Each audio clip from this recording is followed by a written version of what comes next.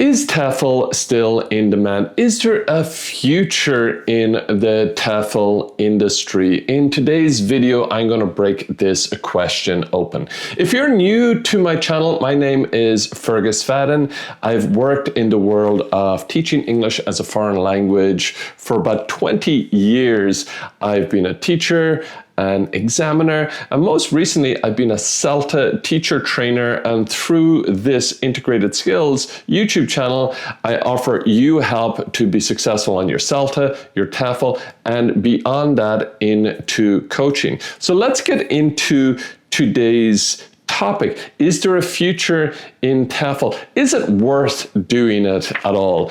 You know, really, to answer that first part of the question, you have to ask yourself, what does it mean to be worth it? So right off the bat, you might think about financial concerns. You know, am I going to make a lot of money? Well, really, you know, that depends on you. What is a lot of money? Is a lot of money for you enough to pay for an apartment, put food on your table, and have a social life, and maybe a little left over to save?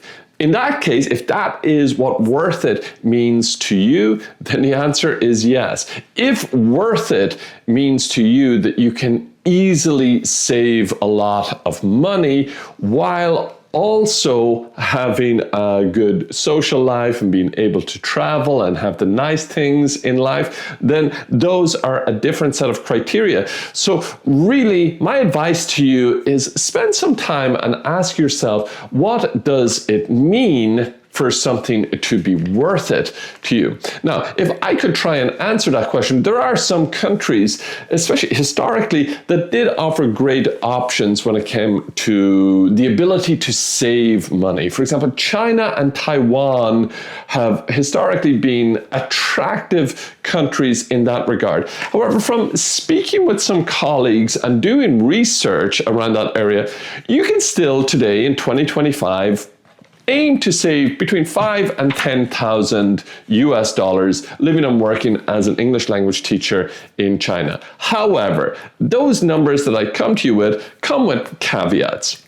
For example, a lot of people who go to a country like China, Japan, they might want to still eat in restaurants or establishments that remind them of home. So if you're in China and you're trying to eat like a European or an American, that's going to be more expensive than eating locally.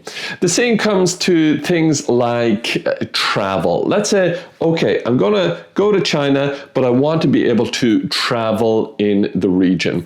Well, again, if that is a priority for you, that's going to restrict your ability to save. Now, I would say, us as English language teachers, especially those of us who go abroad to teach, you're already experiencing this traveling lifestyle. So I would, gently suggest, maybe consider, is your objective to go to a country and travel to other countries, or why not focus on the country that you're in? The same goes for food and other cultural aspects such as language. In my own experience, I always use the example of Brazil, but it's the same for when I lived and worked in France and in Spain and South Africa and even here in Canada.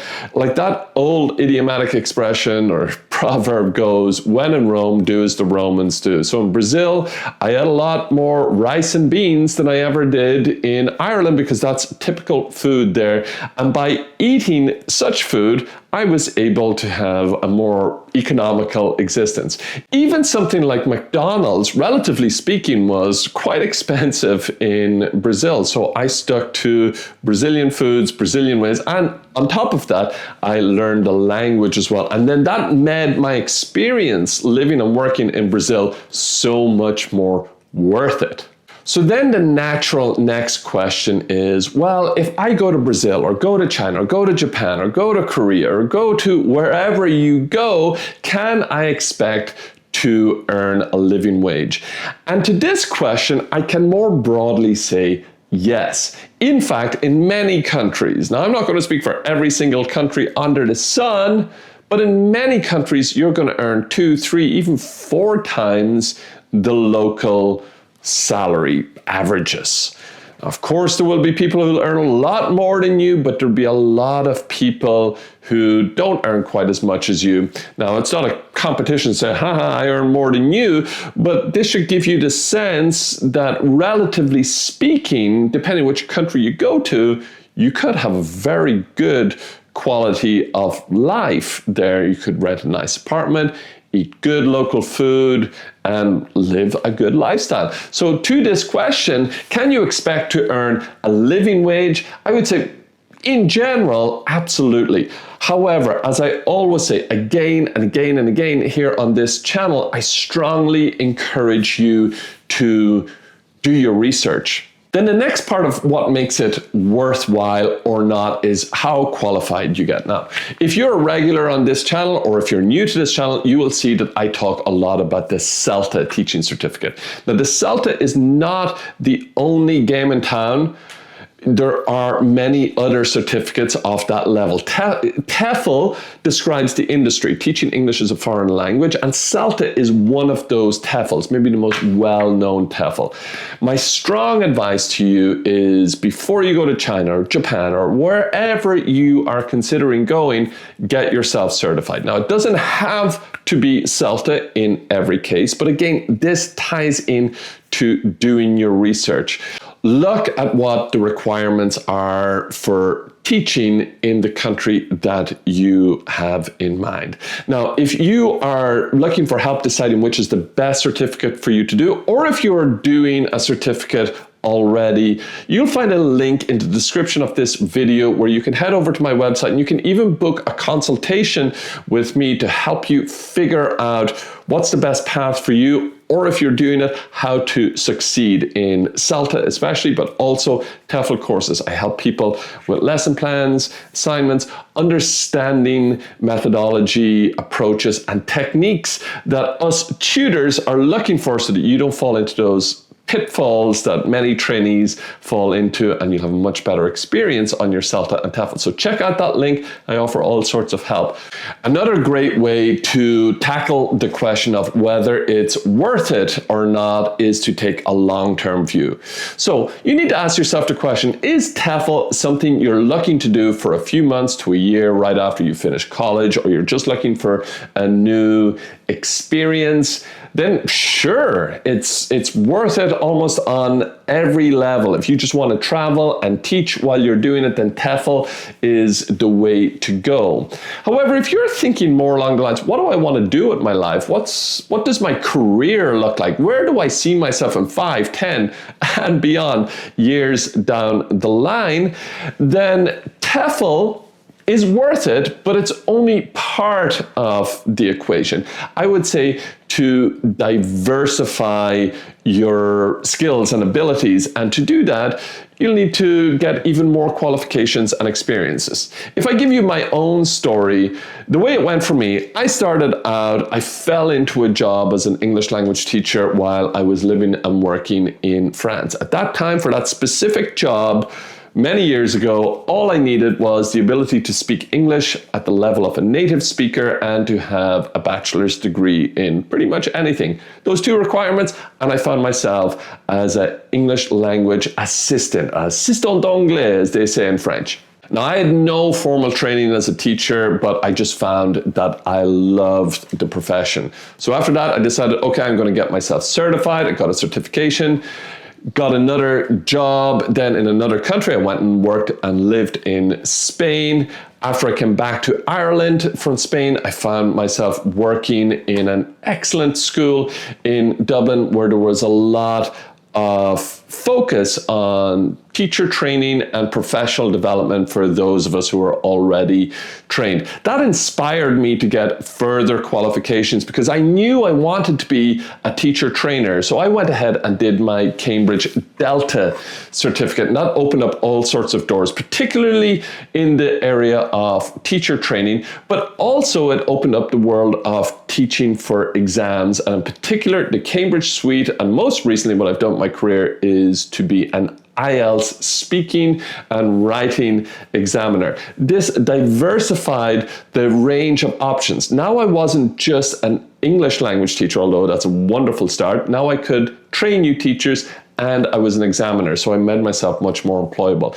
And I continued this kind of snowball effect of making myself more and more employable as I went on. And now, years later, I find myself as a consultant, a coach, an instructional designer, and I've branched out into the world of adult education in general, and I find myself in a very good position. I just didn't stay stagnant. I kept continually focusing on my professional development, gaining experience, because for me, what made it worth it was thinking about this as a career. I knew early on that English language teaching was something that spoke to me, that I fell in love with, and that I wanted to do. So it made all the sense in the world for me to get extra qualifications and to gain that experience. And now I find myself in a position in my life where I'm very happy with where my career has brought me, and I would say it has been very much worth it.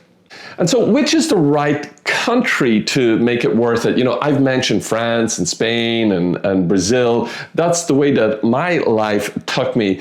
People always want to know which is the best country to go to. You know, when I was researching this video, I came across a great insight where somebody was saying, you know, in the 90s, Japan was the place to go for lots of jobs and great earning potential. And then into the 2000s, this shifted to China. And then, you know, you could think maybe in 5 or 10 years, that's going to be Thailand. Maybe in 15, 20 years, it's going to be Myanmar. Maybe it's going to be somewhere in the Middle East. It's going to be somewhere in South America. The great thing about having a TEFL qualification is that you are location independent. Your TEFL qualification, and in particular, I strongly recommend it, the CELTA course is valid and useful no matter where you go. If I tomorrow had to go and live and work in Japan, I'm qualified, I'm ready to go, and I'll be able to find a job. If I have to go to Argentina, if I have to go to Lithuania, wherever it may be,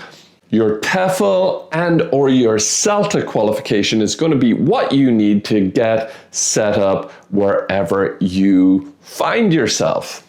And my last piece of advice when it comes to thinking about if there's a future in the world of TEFL, if TEFL teaching and teachers are still in demand and will be in demand, is to think about where you would like to go. And if it's possible, I know this is not possible for everybody, but if it is possible, take an opportunity to visit that country that you're thinking about on vacation for a week, 2 weeks, a month if you can manage it, to get a sense of what it would be like to live there. Do you like the food? Is the language something that you could see yourself taking on? Don't expect to learn it in a week or even a month. Ask yourself, can I see myself living and working here?